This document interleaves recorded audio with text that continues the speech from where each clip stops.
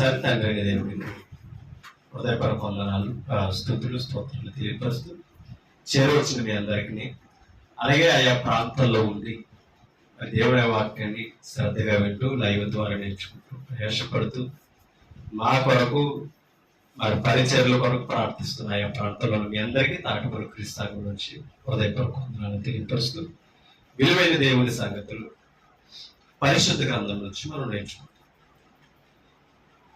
దేవుని మాటలు వింటున్నాం, మనం దేవుని యొక్క వాక్యాన్ని నేర్చుకుంటున్నాం. మనం ఎప్పుడు కూడా దేవుని మార్గాలలో మనం వర్తిల్లాం. దేవుని మాట విని దేవుని మాటలు నేర్చుకునే కొద్ది దేవుని సన్నిధికి మనం మరీ ఎక్కువగా దగ్గరగా చేరాలి. మనం దేవుని సన్నిధికి దూరం అయిపోయేవారు గాను, దేవుని మాటలు మర్చిపోయేవారు గాను ఎప్పటికీ ఉండకూడదండి. అది మనం నేర్చుకోవాలి. సంఘంలో క్రీస్తు మనకు అనుగ్రహించిన వాక్యం ఏంటంటే ఆయన హత్తుకొని జీవించాలి. అందుకనే కొలసీ పత్రికలు అంటాడు, శిరసను హత్తుకొనని వాడు ఎవడో.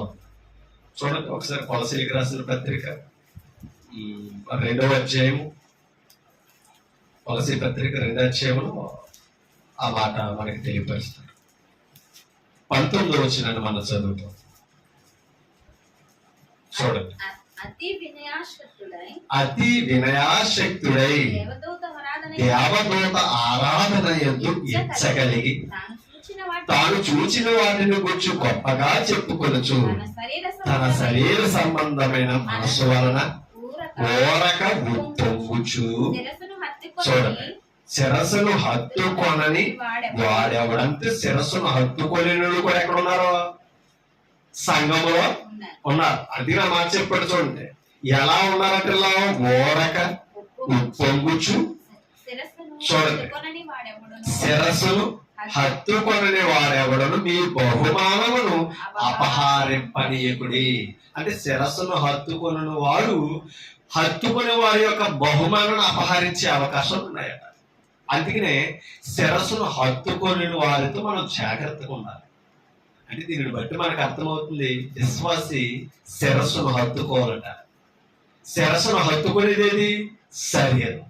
శరీరంలో ఉన్న అవయవాలుగా పరిశుద్ధులందరూ క్రీస్తును కలిగి ఉండాలట, హత్తుకొని ఉండాలట. లేదనుకోండి మనకి నష్టం.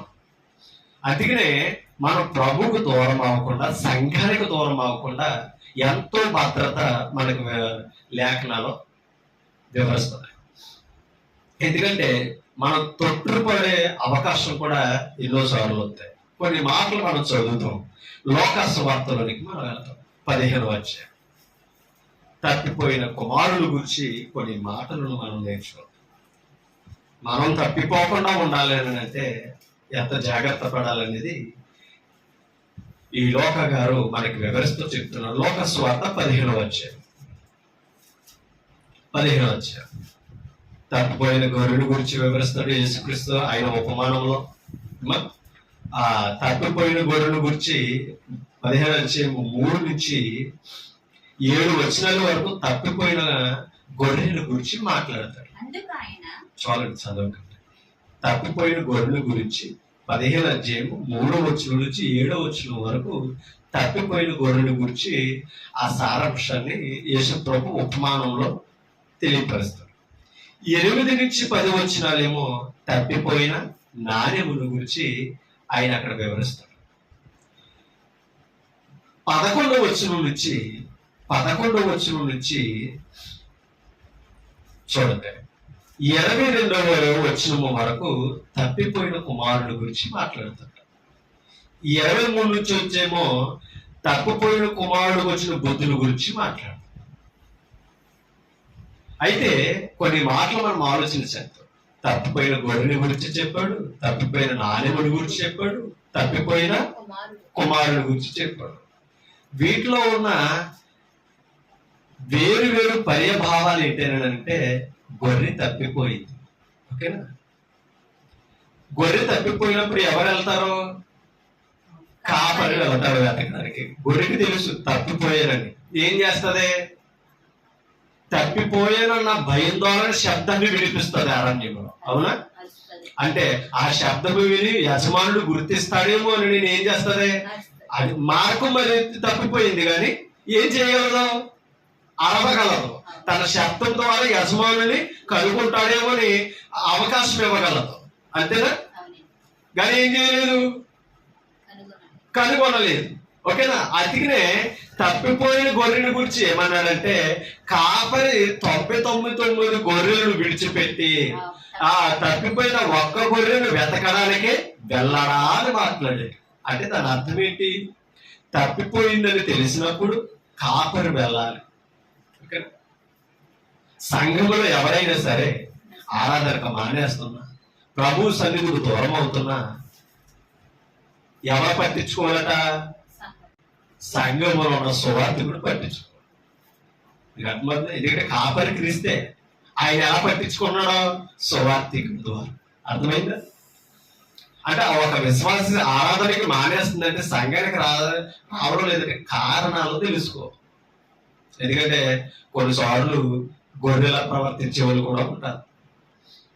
వారి అమాయకత్వానికి సువార్థికుడే వెళ్ళాలి, అవునా? అలాగే తప్పిపోయిన నాలుగుల గురించి కూడా తెలియపరుస్తుంది. తప్పిపోయిన నాలుగుల గురించి కాపరి వెళ్ళినట్టుగా గొర్రె అరిసినట్టుగా అవకాశం ఉండదు. నాణ్యానికి తప్పిపోయాలని కూడా తెలియదు. తెలుస్తుందా? తప్పిపోయిన నాణ్యము గురించి పోగొట్టుకున్నది ఒక స్త్రీ అట, నాణ్యములు పోగొట్టుకున్నదని చెప్పాడు.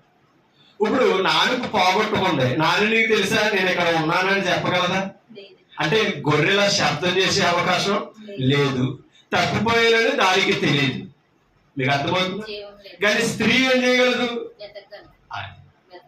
ఆ స్త్రీ ఏం చేసిందని తెలుసా? దీపము వెలిగించి ఇల్లు ఊడ్చి ఇల్లంతా వెతికిందట.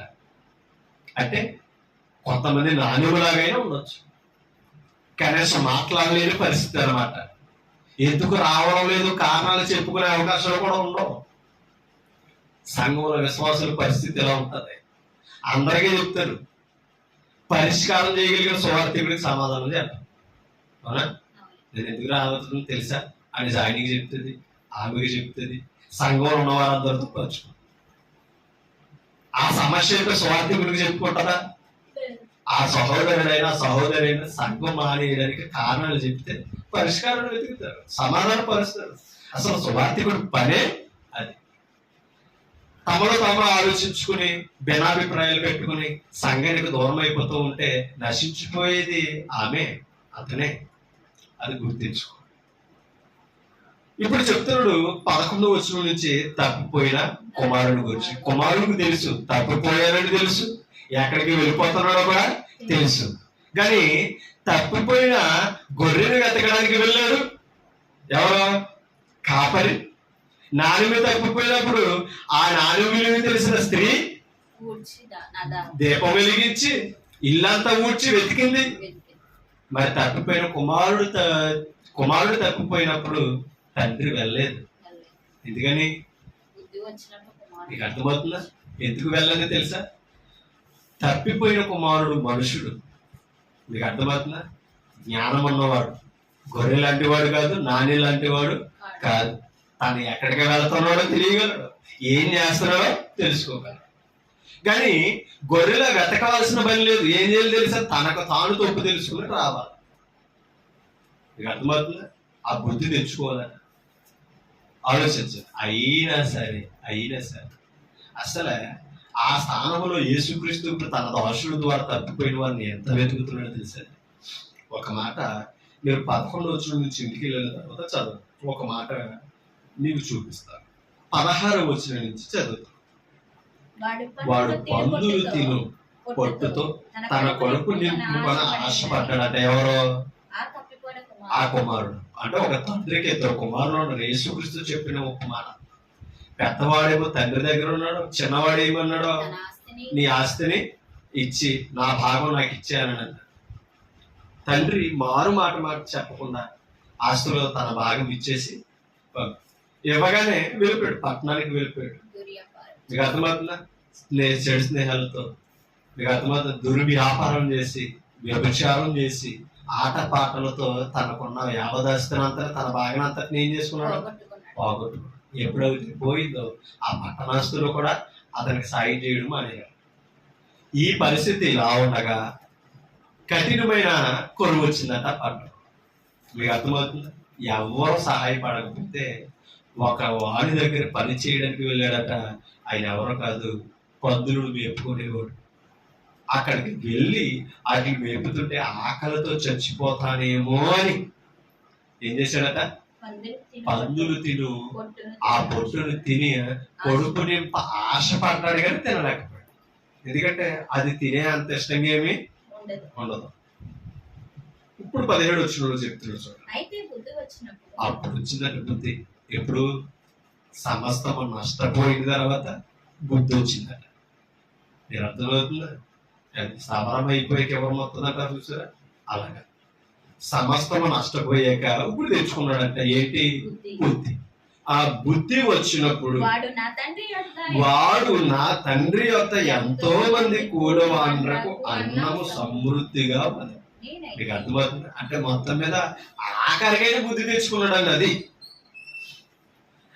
నా తండ్రి యొక్క ఎంతో కూలివాండ్రులకు ఆహారము సమృద్ధిగా ఉన్నది, నేనైతే ఇక్కడ ఆకలికి చచ్చిపోవచ్చున్నాను అని మాట్లాడుతున్నాడు. అంటే ఎవరో సమస్తమును పోగొట్టుకున్నాడు చూసారా? ఆ కుమారుడు నష్టపోయిన తర్వాత అప్పుడు వచ్చిందట బుద్ధి. నేను ఎందుకు ఎలాగూ చేశాను? నా తండ్రి దగ్గర కనీసం కూలివాండ్రులకు సమృద్ధిగా భోజనం దొరుకుతుందే, నేను వారసుడిగా ఉండి ఈ కత్తిందుకు పట్టిందని అప్పుడు ఆలోచించుకున్నాడట. బుద్ధి వచ్చిందట. బుద్ధి వచ్చాక అంటున్నాడట ఏమని? నేను లేచి నా తండ్రి వద్దకు వెళ్ళి, తండ్రి పరలోకమునకు విరోధముగాను నీ ఎదుటను. ఎంత బుద్ధి తెచ్చుకున్నాడండి! యేసుక్రీస్తు తప్పిపోతున్న మానవులను గురించి చెప్పిన ఉపమానం చూడండి.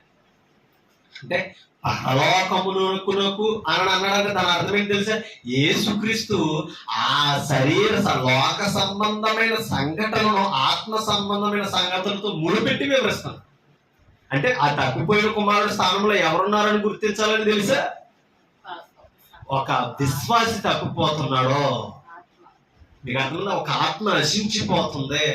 రెండు ఆ తండ్రి స్థానంలో పరలోకపు దేవుడు ఉన్నాడని యేసు ప్రభు క్షుణ్ణంగా వివరిస్తున్నాడండి.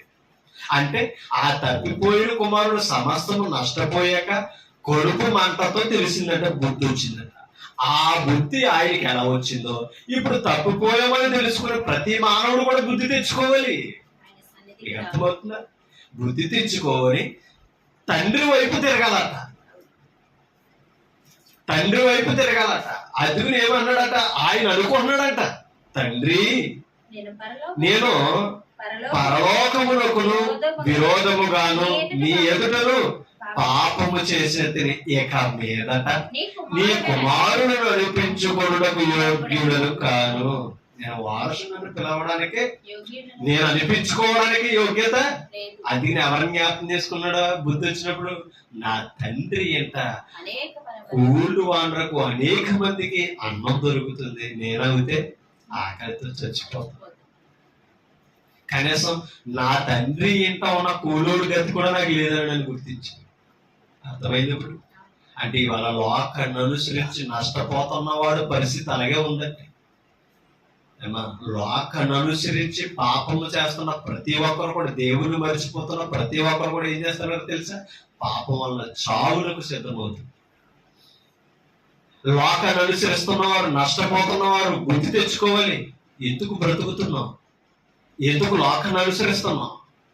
ఏం సాధించారు లోకాన్ని అనుసరించి బ్రతుకుతున్న వారు అని తమ కంటే ముందు చనిపోతున్న వారిని చూసి బుద్ధి తెచ్చుకోవాలి. ఒక మాట మీకు చూపిస్తాను చూడండి. మరలా ఇక్కడికి వస్తాం. ప్రసంగి గ్రంథం 9వ అధ్యాయం.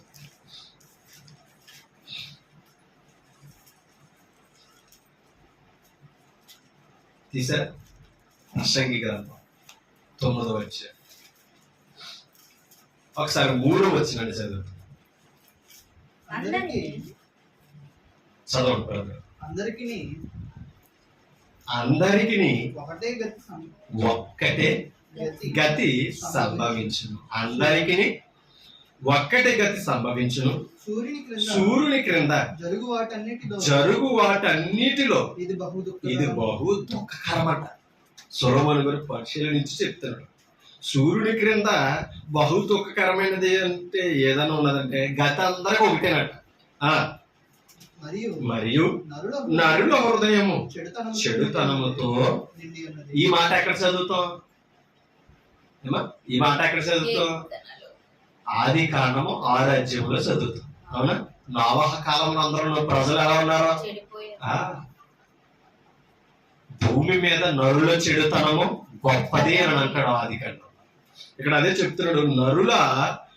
చూడండి, మరియు నరుల హృదయము చెడుతనముతో నిండి ఉన్నది. వారు బ్రతుకు కాలమంతయు వారి హృదయమందు వెర్రితనముండును. తరువాత వారు మృతుల యొద్దకు పోవుదురు. ఇదియును దుఃఖకరం. మీకు అర్థమవుతుందా? అంటే లోకాన్ని అనుసరించి చనిపోయిన వాళ్ళందరూ ఏం చేస్తున్నారంటే తెలుసా? మృతుల దగ్గరికి చేరుతున్నారు. ఇది కూడా ఏమన్నాడు? దుఃఖకరం. అంటే ఆ చేరిపోవడానికి కారణం ఏంటి తెలుసా? వెర్రితనం. మీకేనా అర్థమైందా? ఆ చెడుతనం అంటే ఏంటి తెలుసా? వెర్రితనం అంట. ఎవరి దృష్టికి? మీకు అర్థం? దేవుని దృష్టికి వెర్రితనం. ఒకసారి కొరింథీ పత్రికకి వెళ్దాం. కొరింథీ పత్రిక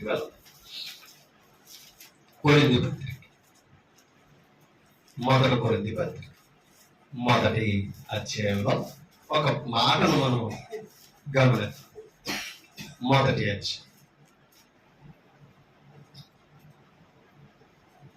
చూడండి.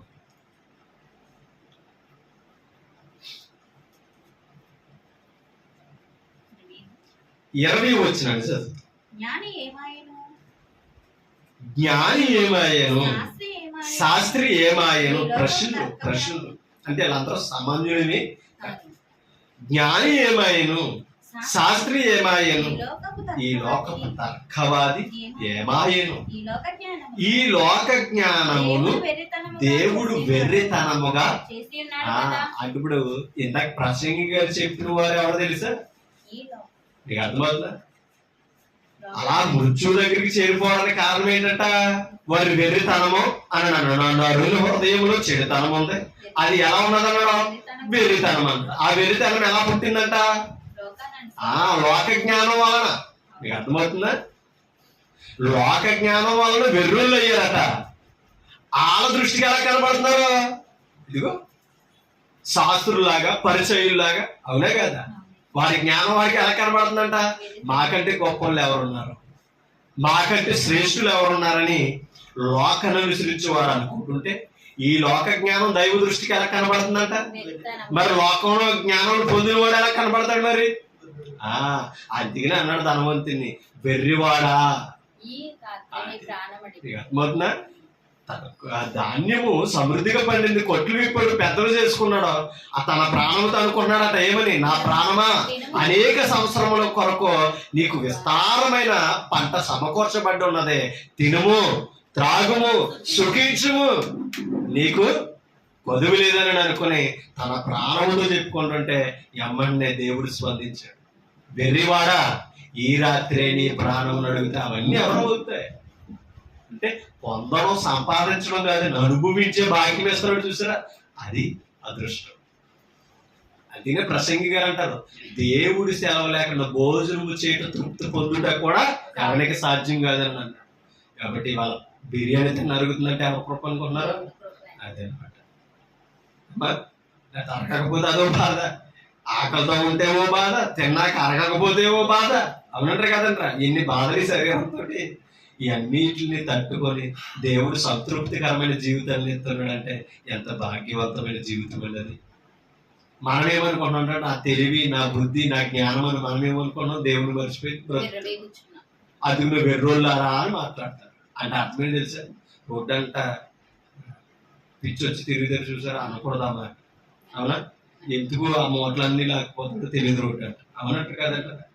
తలంతానేమో అట్ట కట్టేసి ఉంటారు. అవునా? అంటే ఏదో మానసిక గాయం ఆయన ఏం చేస్తుంది? పిచ్చుడు చేసేస్తుంది. వెర్రుడు అయిపోయాడు. అందరూ చూసి నవ్వుకుంటారు, అయ్యో పాపమ్మా అంటే. నీకేం అర్థమైందా? అలా ఈ ఎర్రోళ్ళు చూసి దేవుడు ఏం చేస్తాడు తెలుసా? పాపమని జాలిపడుతున్నాడు.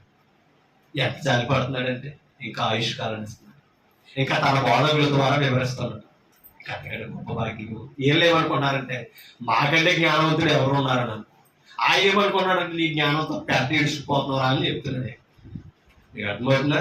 నువ్వు పెంట కాదు సంపాదించుకోవడం, ఏం సంపాదించుకోవాలి? నీ జ్ఞానం నిన్ను రక్షించేది ఎలా ఉండాలి? ఆ జ్ఞానం సంపాదించాలంటే దేవుని వైపు తిరగాలి. ఎలా అంటే తప్పిపోయిన కుమారుడు బుద్ధి తెచ్చుకున్నాడు చూసారా, అలా తిరగాలి. ఒక మాట మీకు చూపిస్తాను. యెహెజ్కేలు గ్రంథం నుండి మనం వెళ్తాం. యెహెజ్కేలు గ్రంథం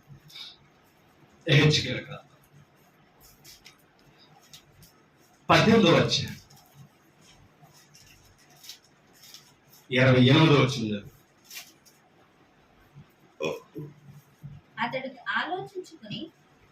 అతడు ఆలోచించుకుని తాను చేయుచూ వచ్చిన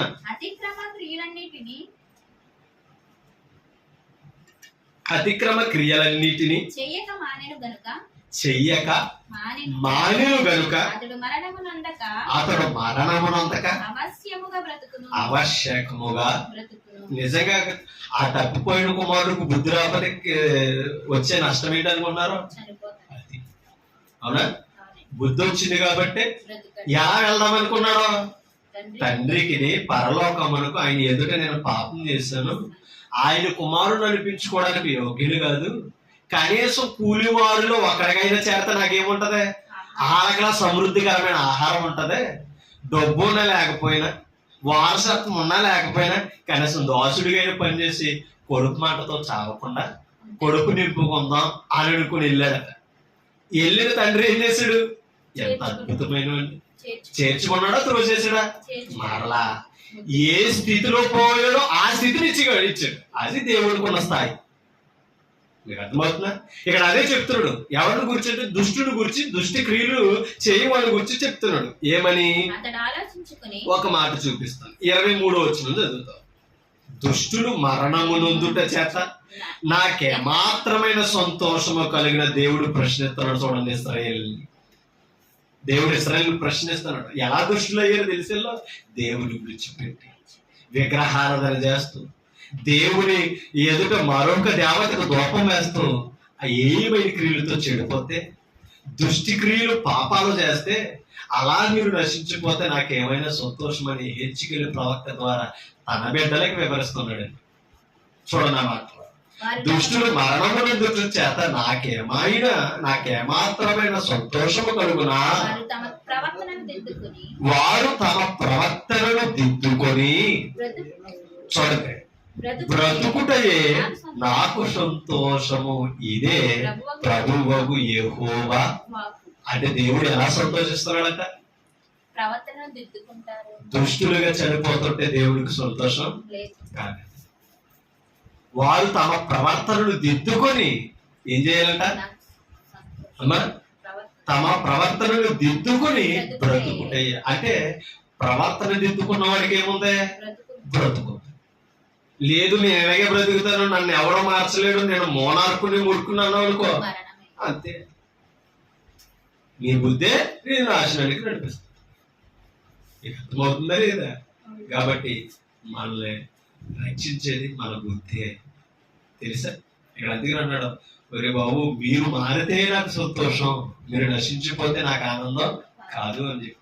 అందుకనే 28వ వచనంలో చెప్తున్నాడు, అతడు ఆలోచించుకొని తాను చేయించు వచ్చిన అతిక్రమ క్రియలన్నింటినీ చెయ్యక మానేను కనుక అతడు మరణమునందక అవశ్యకముగా బ్రతికే అవకాశం దేవుడు ఇస్తాడు.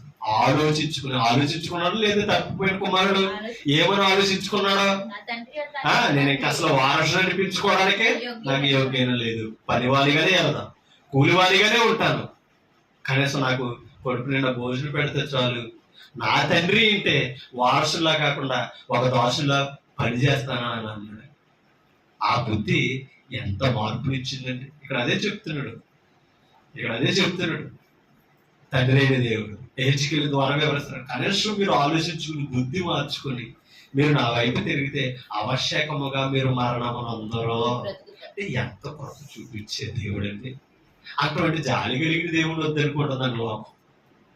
అటువంటి జాలి కలిగిన తండ్రిని పొందుకోవడం మనం ఆయన ప్రేమను పోగొట్టుకున్నామంటే మనకంటే పురుషులకి ఎవరు ఉంటారండి?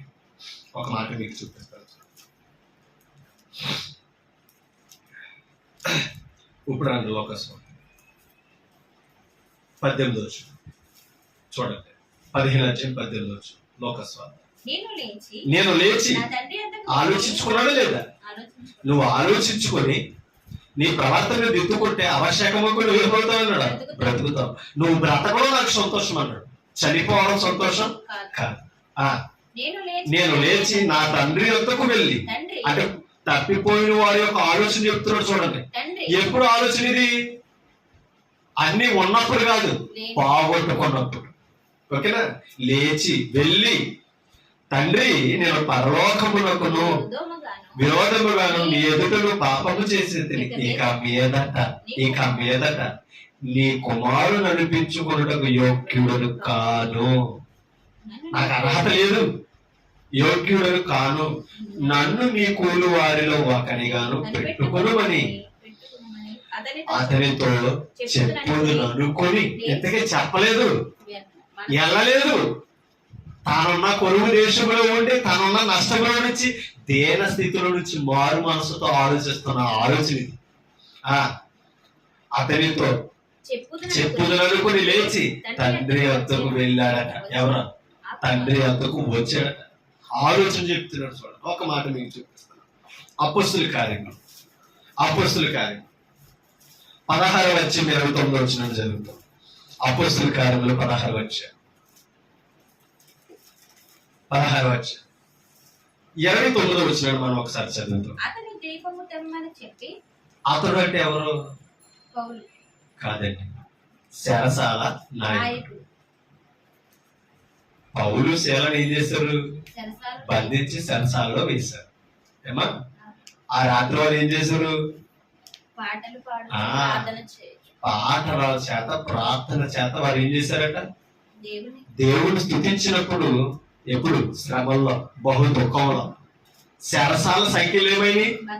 బద్దలైనవి. శరసాల పునాదులు ఏమైపోయి? అమ్మా కదిలిపోయినాయి. మీకు అర్థమవుతుందా? ఆ సంఖ్యలన్నీ తెప్పబడినప్పుడు, చీకటి అలుముకున్నప్పుడు శరసాల నాయకుడు భయపడుతున్నాడు. ఇది తెలుసా? అమ్మా పౌలు శీలను దోషులుగా బంధించి కాపలా పెట్టారు. వాళ్ళు తప్పిపోయారనుకో ఎవరికి ప్రాణహాని అనుకుంటున్నారు? ఆ నాయకుడు చంపేస్తాడు. రోమిలు బ్రతికినవారు. అందుకనే ఆ నాయకుడు అంటున్నాడు ఏమని? అతడు దీపము తెమ్మని చెప్పి లోపలికి వచ్చి వణుకుచు పౌలుకును శీలాకును సాగిలపడి వెలుపలకు తీసుకుని వచ్చి, అయ్యలారా రక్షణకు పొందుటకు అంటే ఇప్పుడు శరసాల నాయకునికి మారుమని సెలవు వచ్చింది. అర్థమవుతుందా? పౌలు శీలను చేసింది చూశాడు, వారిని కాపాడడానికి దేవుడు చేసినది కూడా చూసాడా లేదా? అంటే మనం అర్థం చేసుకోవాల్సిన, అంటే దేవుడు నమ్మిన వారిని దేవుడు విడిచిపెట్టేవాడు కాదు, అది తెలుసు. దేవుని ప్రజలను బాధ పెట్టేవారనైనా సరే వారు మనసు మార్చుకుంటే దేవుడు విడిచిపెట్టి తోసేసేవాడు. ఆ మనసు మారిందట. చూడండి ఏమంటున్నాడు? 30 వారిని వెలుపలకు తీసుకుని వచ్చి, అయ్యలారా రక్షణ పొందుటకు.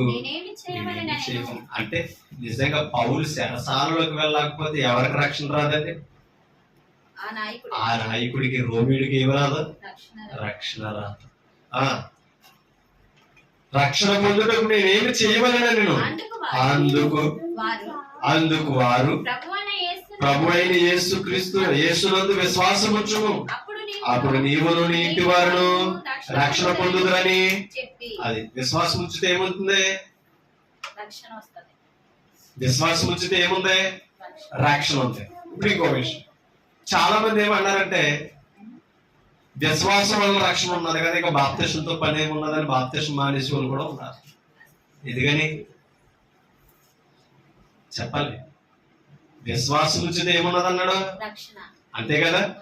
ఇంకా దేనితో పని లేదని వాళ్ళు ఉన్నారు. బాప్తిసం పొందని తెగలు కూడా ఉన్నాయి క్రైస్తవ్యంలో. విశ్వాసం ఉంటే చాలా. నీకు అర్థమవుతుందా? నీ విశ్వాసమే నిన్ను రక్షించిందని అంటారు కదా యేసుప్రభు బిడ్డసార్లో. కాబట్టి విశ్వాసం వల్ల రక్షణ ఉన్నది కాబట్టి బాప్తిస్మంతో పని ఏంటంటే అని మాట్లాడే వాళ్ళు కూడా చాలా మంది ఉన్నారు. అంటే ఆ వచ్చిన వారికే చదివే వరకు బాప్తిస్మంతో పని లేదని అనుకుంటారు చదివేవాళ్ళు. మీకు అర్థం? కింద చదువుతాం. అందుకు వారు ప్రభువైన యేసునందు విశ్వాసం ఉంచుము. మీకు అర్థమవుతుందా? అందుకు వారు ప్రభు అయినా ఒకసారి 32 నుంచి అతనికి అతని ఇంట్లో వారందరికీ అంటే రక్షణ పొందాలి అని అన్నప్పుడు ఏం చేశారు? ప్రభు అయిన యేసుక్రీస్తునందు విశ్వాసం వచ్చి నీకు రక్షణ కలుగుతుంది అన్నారు. విశ్వాసం వచ్చాలంటే ఏం చేయాలి? రోమపత్రిక చెప్తుంది, వినుట వలన. అది కూర్చోబెట్టి ఏం చెప్తున్నారు? శరసాల నాయకునికి అతని ఇంటి వారికి ఏం చెప్తున్నారట? చూడండి, దేవుని వాక్యము బోధించిరి. రాత్రి ఆ గడియలలోనే అతడు వారిని తీసుకుని వచ్చి వారి గాయములు కడిగిన. అంటే ఇప్పుడు మీకు ఏమైనా అర్థమైందండి? ఆ గాయాలతో రక్తాలు కారుతుండగానే ఏం చెప్పారండి? మనం అన్ని సౌకర్యాలు ఉంటేనే కానీ వాక్యం వినలేము, వాక్యం చెప్పలేము. మన పరిస్థితి ఇది. మీకు అర్థమవుతుందా? గాయాలతో దెబ్బలతో ఏం చెప్పారండి? అంటే అలా మనసు ఏంటండి? అసలు ఏమో ఈ క్షణంలో మేము చనిపోతే ఏంటి? ఇలాగే వాక్యం చెప్పాలి. వాక్యం చెప్పడానికి సమయం కావాలి తప్ప పరిస్థితులు కాదండి, మనకు సౌకర్యాలు కాదండి. ఒకసారి అవుతుంది నిజమే, ఈ రోజులో మనకు సౌకర్యాలు కావాలి. ఇవ్వలేదా దేవుడు? సౌకర్యాలు ఇస్తలేదా? అనుకూలత ఇస్తలేదా? ఈ నిత్యం కూడా మనం వాక్యం చెప్పడానికి మనకు బద్ధకాలు అవుతాయి. మనకంటే బలహీనమైన సేవకులు ఇంకెవరు ఉంటారు? ఇన్ని పరిస్థితులు, ఇన్ని సౌకర్యాలు వాక్యం ఇన్ని అవకాశాలు ఇచ్చాడంటే మా శరసాల నాయకుడు భయంతో కదా వాక్యం ఏంటంట? ప్రాణ భయంతో కదా వాక్యం ఏంటంట? ఎటువంటి నష్టకాలంలో వాక్యం ఏంటన్నాడండి? మరి మనం కుర్చీ వేసి, ఫ్యాన్ వేసి, లైట్ వేసి కూర్చోబెట్టి వాక్యం చెప్తుంటే మనం వాక్యం వినడానికి కూడా బద్ధకాలు అవుతాయి. ఇంకా మనం ఎలా మారుతాం చెప్పండి? మనం ఎవరు మారుతారు చెప్పండి? ఆలోచించండి. అర్ధరేతులు వాక్యం వింటున్నారండి. ఉదయకాలంలో ఆరాధనకు రమ్మంటే రాలేని పరిస్థితి. అవునే కాదా? అర్ధరేత్రి కూర్చొని వాక్యం వింటారంటే అలా భయమేనడు ప్రభు రక్షణ ఇచ్చిందని ఆలోచించుకోవాలండి. మనం ఏ పరిస్థితిలో ఉన్నామని కాదు, ఏ స్థితిలోనైనా దేవుని గౌరవించగలుగుతామో లేదనేది కాదు. అర్థం చేసుకోండి. కాబట్టి సౌకర్యం ఇచ్చినప్పుడు సౌకర్యంగా విందాం. అసౌకర్యంగా ఉన్నా కూడా మనం ఇముడుచుకుని ఏం చేయాలి తెలుసా? ప్రభువుకి అవకాశం. బాగున్నప్పుడు బాగున్నట్టుగానే విందాం, బాగోలేనప్పుడు కూడా దేవునికి అదే గౌరవం మనం ఇవ్వగలిగితే కనుక మన జీవితం ఉన్నతంగా ఉంటుంది. మనం బాగున్నప్పుడు ఓలాగిన, పరిస్థితులు బాగోలేనప్పుడు ఓలాగిన మనం భక్తి చేస్తామనుకో మనం బలహీనం అవుతుంది దేవుని దగ్గర. అందుకే నా మాట చెప్తున్నాడు చూడండి, వారి గాయములు కలిగాను. వెంటనే అతడును అతని ఇంటి వారు అందరూ బాప్తిస్మము. ఇప్పుడు రక్షణ ఎలా వచ్చింది చెప్పండి? ఇప్పుడు వినుట వల్ల రక్షణ ఉన్నదన్నాడు కదా, విశ్వాసం ఉంచే వాళ్ళని రక్షణ ఉన్నదన్నాడు కదా. మన పౌలు బాప్తిస్మం ఎందుకు ఇచ్చాడు అంటే వినడం, మారు మనసు దేని వైపు నడిపిస్తుంది తెలుసా? రక్షణకు మొదటి మెట్లండి అవి. రక్షణ పొందాలి అని అంటే సంపూర్ణంగా బాప్తిస్మం కంపల్సరీ పొందాలి. బాప్తిస్మం పొందకుండా రక్షణ లేదు. ఎందుకంటే పాప క్షమాపణ కలగాలి. అది మనం అర్థం చేసుకోవాలి. అందుకనే శరసాల నాయకుడు ఇంటికి రక్షణ వచ్చిందండి. అతను మారకపోతే ఇల్లు రక్షింపబడుదునా? కాబట్టి మనం రక్షింపబడడం గొప్ప కాదండి. మన ఇంటి వారిని రక్షించుకుంటున్నామా? మన ఇంటి వారికి రక్షణ వేస్తున్నామా? ఆలోచించాలి. మన ఇంటి వారికి రక్షణ తేగలుగుతున్నామా? ఆలోచించాలి. కాబట్టి మన బుద్ధి మనల్ని కాదండి, మన ఇంటిని కూడా రక్షించాలి. ఆలోచించాలి. క్రైస్తవులు మయుడు మన ఇంటి వారిని రక్షించుకోకపోతే ఎలాగండి?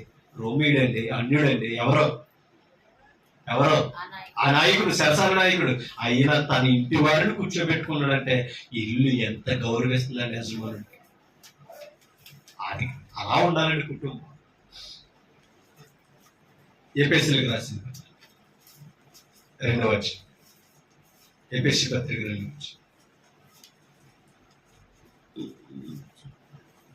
4వ వచనం,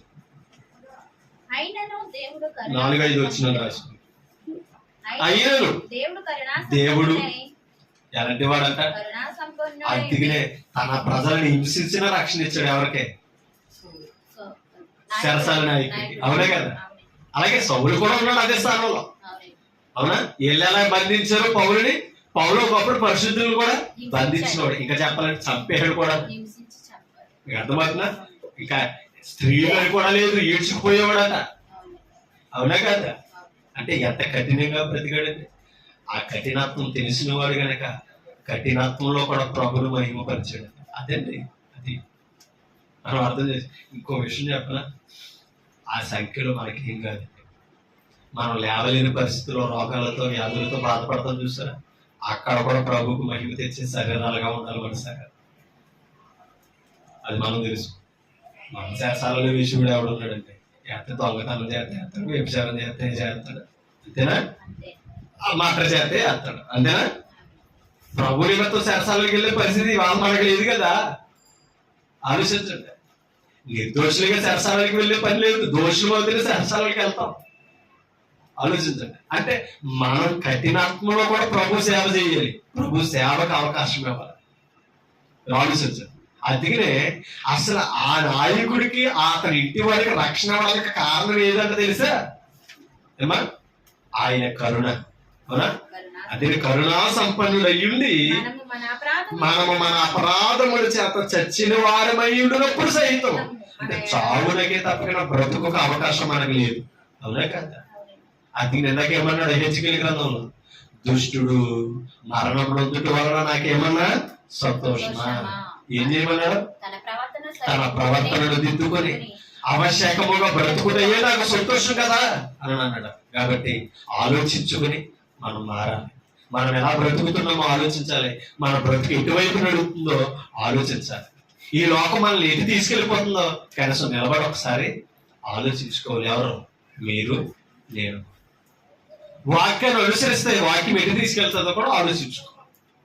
కాబట్టి ఎటు వెళుతున్నా, ఏం చేస్తున్నా మనం ఆలోచించుకోకపోతే నష్టపోయేది మనమే. ప్రేమతో అర్థం చేసుకోవాలి.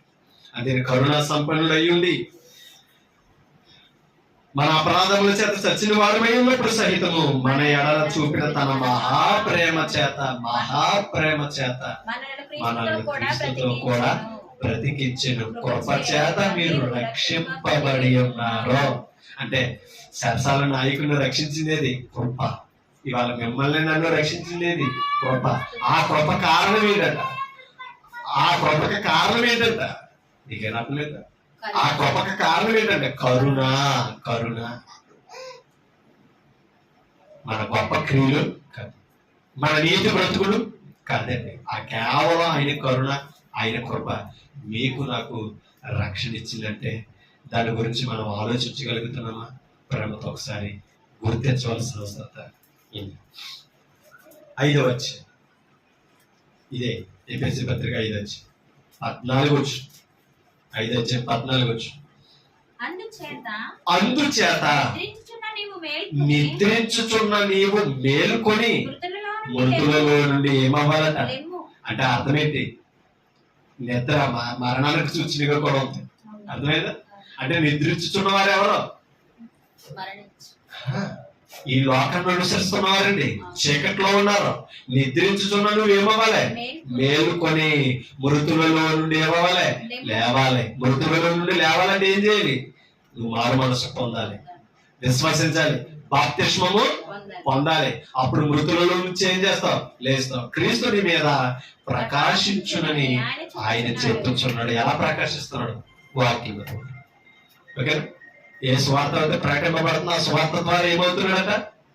ఏమా ఏ స్వార్థ అయితే ప్రకటిస్తున్నామో ఆ స్వార్థ ద్వారా ఎవరు ప్రకాశిస్తున్నారట? క్రీస్తు ప్రకాశిస్తున్నాడు. మరి అప్పుడు దాకా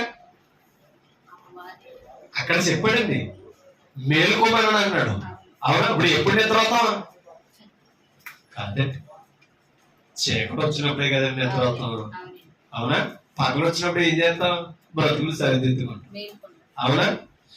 అంటే మేలుకోవడం అంటే అర్థం ఏంటి తెలుసు? ఇప్పుడు వాక్యం ప్రకాశిస్తున్నప్పుడే మేలుకోవాలి. అంటే వాక్యం వినపడుతున్నప్పుడు మనం బ్రతుకులు ఒకసారి మార్చుకోవాలి ఆలోచించి. లేదనుకో మనం చీకట్లో బ్రతుకుతున్న వారితో లెక్క. ఏమా? అంటే ఇప్పుడు చీకటి బ్రతుకులు వెలిగించిందేది? అంటే ఇప్పుడు నువ్వు వింటున్న వాక్యం నువ్వు ఎక్కడ నువ్వు ఉన్నావని చూపిస్తుంది తెలుసా? చీకటి చీకట్లో ఉన్నావు అంటే మరణంలో ఉన్నావు, మృతుల లోకానికి మృత్యానికి వెళ్ళిపోతున్నావు. బ్రతకవా? క్రీస్తు నీ మీద ప్రకాశిస్తున్నాడు, ఆయన కృపను గుర్తించవా అని ప్రశ్నిస్తున్నాడు. 15 వచనం. దినములు చెడ్డవి కనుక సమయమును పోనీయక లేదు సుమా. సమయము లేదు, అందుకే అన్నాడు సమయమును పోనీయక సద్వినియోగము చేసుకొనొచ్చు. అజ్ఞానులు వలె కాక జ్ఞానులు వలె నడుచుకున్నట్లు జాగ్రత్తగా. చూచుకొనుడి. ఎవరో ప్రకాశిస్తుంది చూసారా? ఆ ప్రకాశాన్ని చూసిన వారు, ఆ స్వార్థను వింటున్నవారు సమయాన్ని ఏమంటే సద్వినియోగం చేసుకో. రేపు చూద్దాం, సాయంత్రం చూద్దాం, మరలా ఆదివారం అవుతారు కదా అప్పుడు చూద్దామని అనుకుని సమయాన్ని ఏం చేసుకోకూడదు, వృధా చేసుకోకూడదు. సమయం ఉండగానే బైబిల్ అది చెప్తుంది, దీపం ఉండగానే ఇల్లు చక్కగా అది ప్రాణం ఉండగానే ప్రభుని తెలుసుకోవాలి. పోయాక ఎన్నో ఆలోచించిన ధనవంతుల ప్రయోజనం లేదు. కాబట్టి ఆ మాటలో మనకి వివరిస్తున్నాడు, మనం ఎలా బ్రతుకుతున్నాం, ఎటు పోతున్నాం, ఏం చేస్తున్నాం అనేది మనల్ని మనం పరీక్షించుకోవాల్సిన అవసరం నీ మీద ఉంది, నా మీద. అపొస్తలుల కార్యాలు 26:11 26:11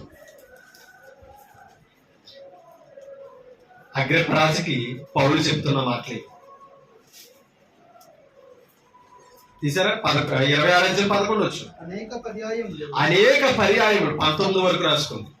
అనేక పర్యాయములు సమాజ మందిరములన్నిటిలో వారిని దండించి వారి దేవదోషణ చేయనట్లు బలవంతము పెట్ట ఎవరనుకున్నారు? పౌలు అగ్రిప్పరాజుకు చెప్తున్నాడు, నేను ఈ మార్గమందు లేనప్పుడు నేనేం చేశాను అంటున్నాడు. అనేక పర్యాయములు సమాజ మందిరములన్నిటిలో వాళ్ళని ఏం చేశాను, దండించారంటే కొట్టానని అన్నాడు. అవసరమైతే దేవదోషణ చేయనట్లు ఏం చేశాడట. అప్పుడేమనుకున్నాడు, అది దేవదోషం అనుకోలేదు, అవునే కదా. ఇప్పుడు ఆ మార్గంలోకి వచ్చాక ఎంత తప్పు చేశాడో చెప్తున్నాడు. అధికార మందిరంలో నిలిచి మరియు దేవదోషణ చేయనట్లు బలవంత పెట్టుచు చూచి తిని మరియు వారి మీద మిక్కిలి క్రోధము గలవాడినై ఇతర పట్టణములకు వెళ్ళి వారిని హింసించుచుండిని. అందు నిమిత్తము నేను ప్రధాన యాజకుల చేత అధికారమును ఆజ్ఞయు పొంది దమస్కునకు పోవచ్చుండగా రాజా మధ్యాహ్నమందు నా చుట్టూను నాతో కూడా ఉన్న వారి చుట్టూను ఆకాశము నుండి సూర్య తేజస్సు కంటే మిక్కిలి ప్రకాశమానమైన ఒక వెలుగు త్రోవలో ప్రకాశించుడు నా చుట్టూ నేను చూశాను అన్నాడు. ఆ రోజు ప్రభు ప్రకాశించాడు, ఈ రోజు వాక్యం ప్రకాశిస్తుంది మన మీద, అవునే కదా. ప్రకాశించాడు కాబట్టి ఏం చేయాడు, పౌలు మార్చబడ్డాడు లేదా, ఆ వెలుగులో జీవితాన్ని దిద్దుకున్నాడు లేదా. ఒక మాట మీకు చూపిస్తాను.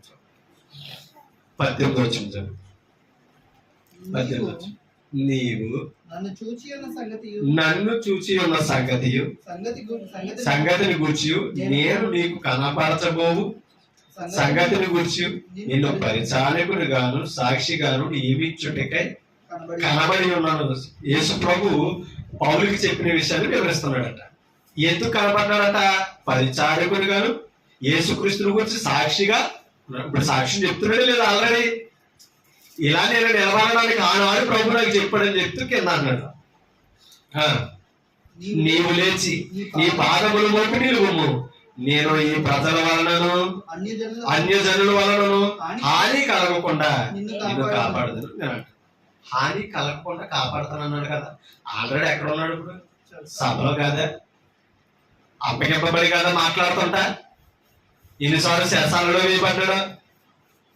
నేను కాపాడతానని అన్నాడు కదా, నన్ను కాపాడతానన్నవాడు శరసాలలో వేసాడేంటి?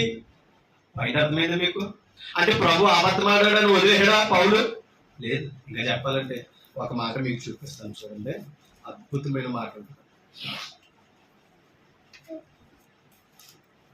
ఇదే అపొస్తలుల కార్యంలో ఒక మాట మీకు చూపిస్తాను, చూడండి.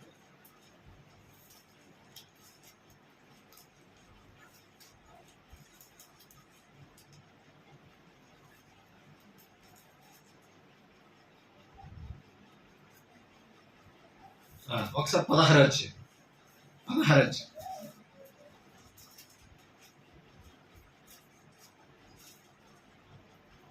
19 వచ్చింది. ఆ యజమానులు ఆ యజమానులు తమ లాభ సాధనము పోయేనని చూచి పౌలును శీలను పట్టుకొని గ్రామపు చావిడిలోనికి అధికారులు అతను ఈడ్చుకుని పోయారట. ఈడ్చుకుని పోయి అప్పుడు శరసాలలో వేశారు. ఒకసారి 14 వచ్చారు. 19 వచ్చి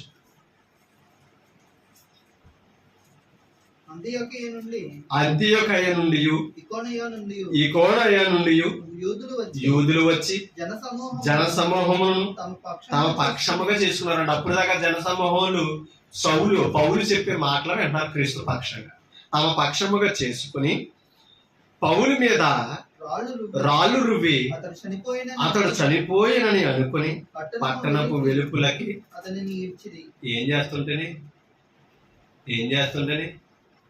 సువార్తను ప్రకటిస్తుంటే యూదులందరూ పట్టణస్తులందరూ తమ పక్షంగా చేసుకుని ఏం చేశారట? రాళ్ళుతో చావ కొట్టారట. చచ్చిపోయేడానికి ఏం చేశారట? చూడండి మరల చదువు. అతడు చనిపోయానని అనుకుని పట్టణపు వెలుపులకు అర్థమవుతుందా? గ్రామ చివరికి వీడ్చిపోయారట. ఎవరో? యూదులు. ఎవరినే? పౌలుని. అన్ని గాయాలు పొందాడండి, అన్ని శ్రమలు అనుభవించాడండి. దేవుని నిమిత్తం తెలుసా? తనను మార్చిన వారి నిమిత్తం, తన బ్రతుకును వెలిగించిన వారి నిమిత్తం స్వార్థ విలువ తెలిసి కార్యాలు చేశాడు.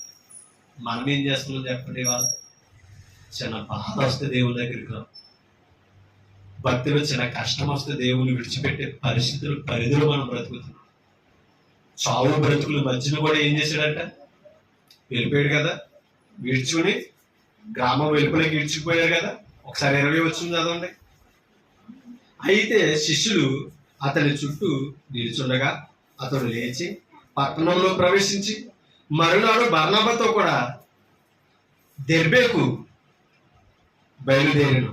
వారు ఆ పట్టణంలో సువార్త ప్రకటించి, ఏంటంటే ఇంత కసి, అక్కడే రాళ్ళతో చావగొట్టి చచ్చిపోయడానికి ఈడ్చేశారా? అవునా? ఈడ్చేస్తే మరలా లేచి మరునాడు ఎక్కడికి వెళ్ళాడట?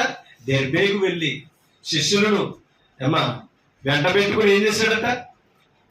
వారు ఆ పట్టణంలో స్వార్థ ప్రకటించి అనేకులను శిష్యులుగా చేసిన తర్వాత లుస్త్రాకును ఈకును అంతియొకయకును ఎంత పరిచర్య ఉన్నదే. కాబట్టి వాళ్ళ స్వార్థ పరిచర్య అనేది సామాన్యమైన విషయమేమి కాదు. ఒక్క విషయం చెప్తున్నాడు, మీరు నేను గమనించుకోవాలి. అన్ని శ్రమలో పొందితేనే కానీ సువార్తను వారు గెలవలేకపోయారు. అవునా? ప్రభు చిత్రం నెరవేరలేకపోయారు. తమ పనిని సంపూర్ణం చేయించుకోలేకపోయారు. మనమే మాత్రం శ్రమలు పడుతున్నాం చెప్పండి. ఇవాళ మనం ఏమాత్రం కష్టపడుతున్నామండి? ఇవాళ హ్యాపీగా కూర్చొని మన కుటుంబాలతో వాక్యాన్ని భాగ్యం ఇచ్చాం. కనీసం కుటుంబాలు మార్చుకోవడానికైనా శ్రమ పడకపోతే ఎలాగండి? మనం నిలబడకపోతే ఎలాగండి? పట్టణాలు కొట్టి తరిమేత్తలో కూడా నిలబడ్డారు లేదు ప్రభు కొరకు. మన భార్య అర్థం చేసుకో, మన బిడ్డలే అర్థం చేసుకోవచ్చు. ఆ నిలబడే వాళ్ళ కోసం, నువ్వు నమ్మిన ధర్మం కోసం, సత్యం కోసం నిలబడవా? సత్యవాదాలు చేయవా? పనికిరాని ఎన్ని వితండవాదాలు పెట్టుకుంటలేదు నువ్వు? ఆలోచించాలి. ఎన్ని విషయాలు పౌరుషంతో నిలబడతలేదు కుటుంబాల మధ్యన. భార్య నశించిపోతుందని బాధ లేకపోతే ఎలాగండి? నా బిడ్డలు నశించిపోతున్నారన్న పౌరుషం మనకు లేకపోతే ఎలాగండి? కానీ దానికోసం కాదండి పౌరుషం రావాల్సింది. దేవుని పనిలో వారు నష్టపోతున్నారన్న పౌరుషం తెచ్చుకుని వారిని మార్చడానికి ఎన్ని యాతనలైనా పడాలి కుటుంబం. అది ఉందా మనకి? కాబట్టి ప్రాణ రక్షణ కొరకు మనం నిలబడాలండి. ఇంకో విషయం చెప్పనా? యోసేపు చరిత్ర మనకి తెలుసు, ఎన్నో సార్లు వింటున్నాం. అవునా? ఇప్పుడు ఒక విషయం మీకు చెప్తాను. ఆ స్థితిలో పెట్టాడు కదా యోసేపుని. అన్నలను గుర్తించాడే లేదా? కొరవ వచ్చాక గుర్తించేమన్నాడు? గుర్తుపట్టాక భయపడ్డారు. చంపేస్తాడేమో, పగ తీర్చుకుంటాడేమో, మరలా తొమ్మిడాలని అనుకున్నారు. అన్నలారా మీరు కంగారు పడక, మిమ్మల్ని నేను చంపను, ఏమీ చేయను. అసలే మీరు నాకు కీడు చేయాలన్న ఉద్దేశం కూడా తెచ్చుకోవాలి. ప్రాణ రక్షణ కొరకు దేవుడు మీకంటే ముందుగా నన్ను ఇక్కడికి పంపించాడని ఎంత బుద్ధిగా మాట్లాడాడండి. అవునే కదా? అంటే ఇక్కడికి నేను రావడం, ఆ రోజుని మీరు కొట్టి నన్ను అమ్మేయడం దేవుని దేవుని ప్రణాళిక మిమ్మల్ని ఈ రోజు నేను కాపాడుకునే అవకాశం. ఎంత సమర్థతమైన సమాధానం అండి అది. ఇంకో విషయం చెప్పండి, ఒకవేళ ఇవాళ క్రీస్తు సంఘం అనే బేజం నీళ్ళు వేసి నీ ఇంటికి పంపించాడండి, ఎందుకు తెలుసా? చెప్పండి. ఇప్పుడు కుటుంబాన్ని ఈ కుటుంబానికి సత్యం చెప్పుకుని మార్చుకుంటామని నీకు అవకాశం ఇచ్చాడు. ప్రాణ రక్షణ నీ వలన వస్తుంది ఆ కుటుంబానికి, అవునే కాదు? చెప్పండి. ఆత్మను రక్షించే పని ఏమన్నా క్రీస్తు సంఘం సువార్థికుడిదేనా, విశ్వాసుది కాదా? ఆలోచించు. సువార్తుడు సమాజంలోకి సువార్త పర్యటిస్తాడు, కనీసం నువ్వు సంఘం తరపున మీ ఇంటికి చెప్పుకొని మార్చుకోలేవా?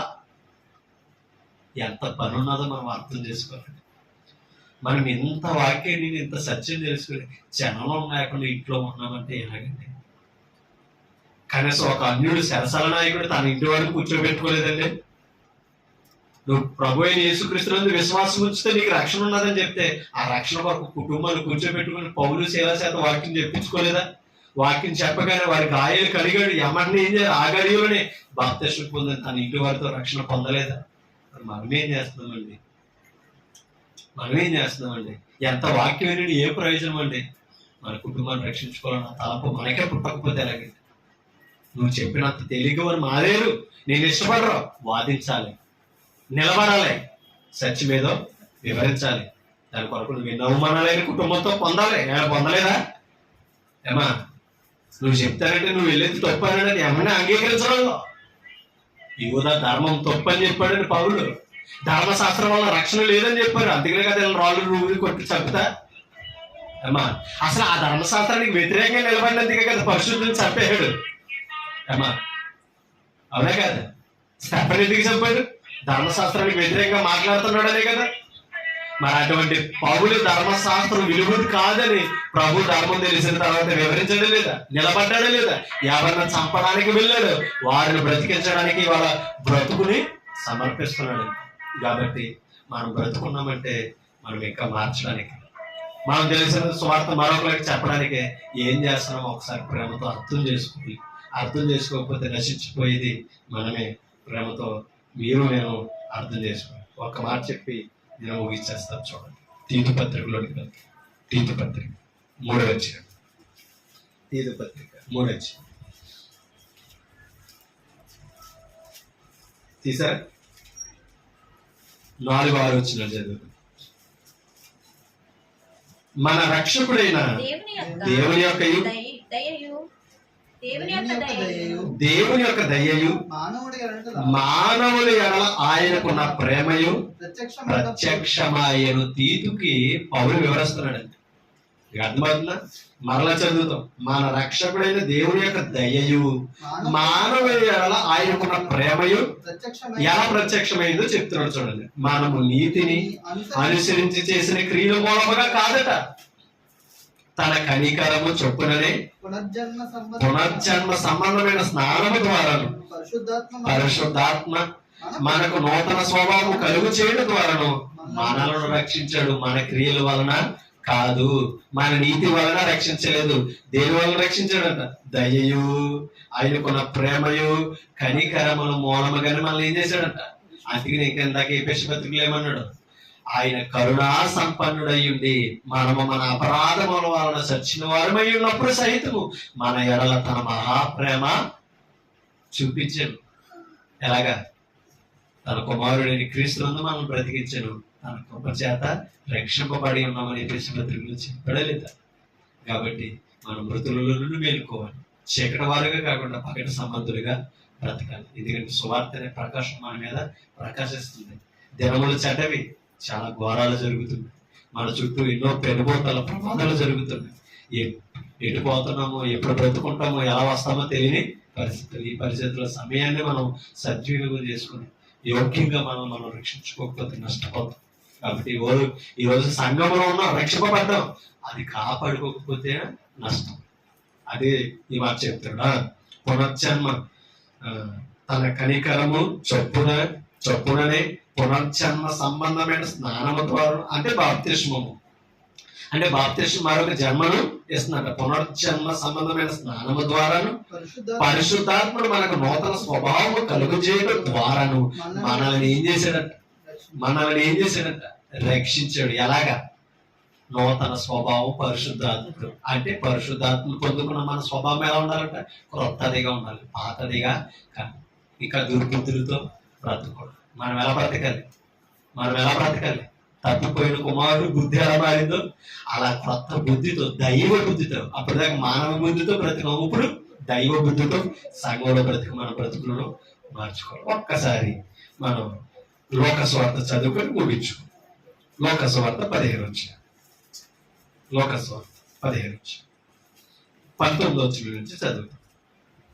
ఇక మీదట నీ కుమారుడు అనిపించుకున్నటకు యోగ్యుడను కాను, నన్ను నీ కూలివాడులో ఒకనిగాను పెట్టుకొనమని అతనితో చెప్పుదనుకొని లేచి తండ్రి వద్దకు వచ్చాడు.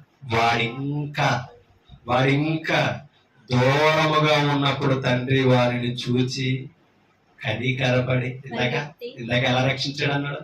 కనికరము చొప్పున పునర్జన్మ సంబంధమైన స్నానముల ద్వారా మనల్ని పరిశుద్ధాత్మ నూతన స్వభావం ధరింపజేయడం ద్వారా మనల్ని రక్షించాడు. అర్థమైందా?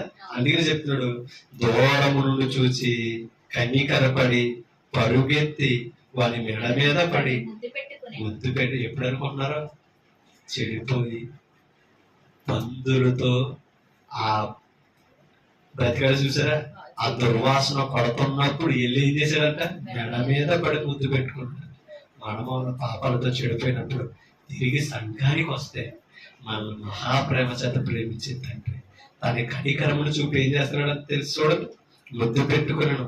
అప్పుడు ఆ కుమారుడు అతనితో తండ్రి అనుకున్నాడు. ఇప్పుడు చెప్తున్నాడు, నేను పరలోకమునకు విరోధముగాను నీ ఎదుటను పాపము చేసి తిని ఇక మీదట నీ కుమారుడని అనిపించుకున్నటకు యోగ్యుడను కాను అని నన్ను ఎంత తగ్గించుకున్నాడండి. ఇప్పుడు చదువుతాం. అయితే తండ్రి తన దాసులను చూసి ప్రశస్త వస్త్రములను త్వరగా తెచ్చి వీరికి చూడండి, వీరికి కట్టి వీరి చేతికి ఉంగరము పెట్టి పాదములకు చెప్పులు. అంటే ఎప్పుడైతే బుద్ధి తెచ్చుకుని మారాడు, దేవుడి దగ్గరకు వచ్చాడు. మీకు అర్థమవుతుందా? అంటే ఆ తండ్రి దగ్గరకు కుమారుడు ఎలా వెళ్ళాడు, పరమ తండ్రి దగ్గర కూడా మనం వెళ్తే ప్రశస్తమైన వస్త్రాలు. అంటే అర్థమే తెలుసా? నీతి వస్త్రాలు. క్రీస్తు ద్వారా మనకు మహిమ వస్త్రాలు ధరింపజేస్తున్నాడు. ఉంగరము పెట్టి అంటే అధికారములు ఇచ్చి సమాధానం అనేది జోడు మనకు తొడిగేసి, అవునా కదా? ఏం చేస్తున్నాడట? పాదములకు చెప్పులు తొడిగించి రొమ్మిన దూడను తెచ్చి వధించి మనము తిని సంతోష. అంటే ఇప్పుడు మీకేం అర్థమవుతుందా? ఇప్పుడు పరమ తండ్రి ఏం చేశాడు? ఎవరిని వధించాడు? తన కుమారుడిని బలిగాను అర్పణగాను వధించాడు లేదా? ఇప్పుడు ఎవరిని భుజించమన్నాడు?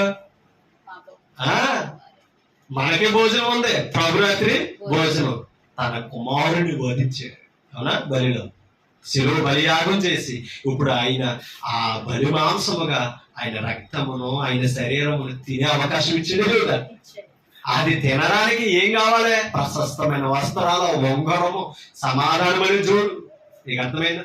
అంటే నీతి సంపాదించుకుంటేనే గాని, పరిశుద్ధత వస్తేనే గాని, పునర్జన్మ స్నానం పొందితేనే గాని శుభ్రంగా కడిగాడే లేదు తండ్రి ఈ కుమారుని. అలా పరిశుద్ధపరిచి మహిమ వస్త్రాలు ఇచ్చి ఇవాళ ఆ ప్రభురాత్రి భోజనం తినగలిగిన యోగ్యత అలా పాపులమైన మన అందరికి ఇచ్చాడు. ఇంకా అనేకులకి సిద్ధపరిచి పెట్టాడు. పిలుస్తున్నాడు తన దాసుల ద్వారా, రండి అని. అవునా? రండి అని పిలుస్తున్నాడు. పోగొట్టుకున్నారు. కింద చదువుతాం. సంతోషపడదాము, ఈ నా కుమారుడు చనిపోయి మరలా బ్రతికేను, తప్పిపోయి దొరికినని అంతటా చెప్పాను. అంతటా వారు సంతోషపడి, మనం కూడా అంతే, మన అపరాధములతో తప్పిపోయాం కాబట్టి ఇవాళ గొర్రెలో తప్పిపోయాం. కాపరి వెతుకుతున్నాడు. మనం కుమారుడు బుద్ధి తెచ్చుకుని ఎవరి వైపు తిరగాలి? తండ్రి దేవుని వైపు తిరిగితే మనల్ని రక్షించే రక్షకుడు యేసుక్రీస్తు, మన జీవితాన్ని పరిశుద్ధపరిచేవాడు యేసుక్రీస్తు. ఇవాళ ఆయన ద్వారా నిత్య జీవనం పొందుకునే యోగ్యత ఉంది. కానీ మనకి ఎలా రావాలి? తగ్గింపు జీవితం, మారు మనసుతో మనం ఏం చేసామో తగ్గించుకున్నాం, లేకపోతే నష్టపోతాం. కాబట్టి మనం ఏం చేసుకోవాలి? మార్చుకోవాలి. మనం చనిపోవడం వలన తండ్రికి సంతోషం కాదు, మనం మారి ఆయన దగ్గరకు వస్తుంటే ఇప్పుడు సంతోషించడం లేదా? కాబట్టి మన దుష్ట మార్గం నుంచి మళ్ళీ కొంత మనల్ని రక్షించిన దేవుని వైపు తిరిగి మన లోకం వైపు చూడకుండా మనం ప్రభువుల ముందు కొనసాగాలని నేనే నిరీక్షించుకుంటాను. మిమ్మల్ని హెచ్చరిస్తాం. ఓపిక మీ అందరికీ హృదయపూర్వక వందనాలు తెలియజేస్తాను. మాట్లాడుతున్నాను. Thank you.